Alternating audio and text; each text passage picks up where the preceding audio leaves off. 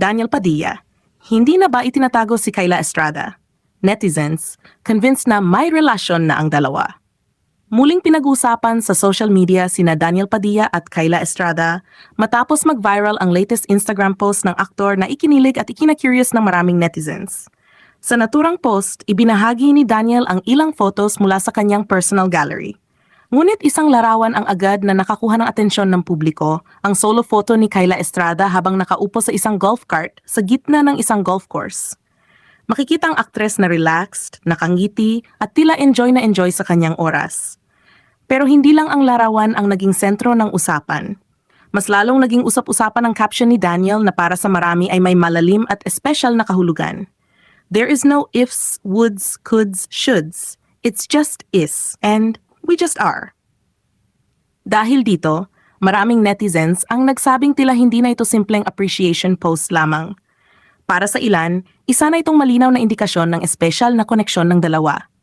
Sa katunayan, marami ang nagsasabing matagal na nilang pinaniniwalaan na may namamagitan kina Daniel at Kayla at tila unti-unti na lamang itong nakikita ng publiko.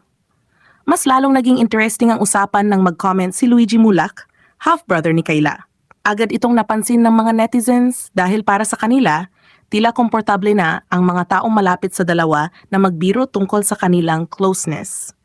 Matatandaan din na dati nang naging viral si Luigi matapos niyang tawaging bayaw si Daniel, bagay na lalong nagpasiklab sa mga espekulasyon tungkol sa tunay na estado ng relasyon ng dalawa. Hanggang ngayon, marami pa rin ang bumabalik sa naturang issue at naniniwalang hindi iyon basta biro lamang. Nagsimula ang matinding interes ng publiko kina Daniel at Kayla nang magsama sila sa hit series na Incognito.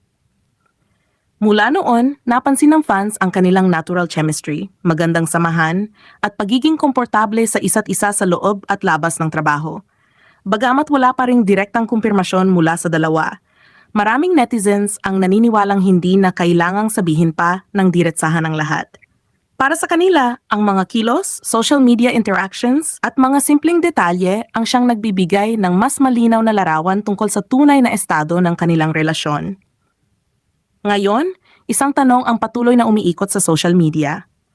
Ito na nga ba ang pinakamalaking hint na handa ng ipakita nina Daniel at Kayla sa publiko ang kanilang espesyal na relasyon? Ano sa tingin mo? Soft launch ba ito ng kanilang love story? O simpleng sweet moment lang na muling binigyan ng kahulugan ng mga netizens? Panoorin ang buong detalye at huwag kalimutang mag-like, share at subscribe para sa pinakabagong showbiz news, celebrity updates at trending entertainment stories.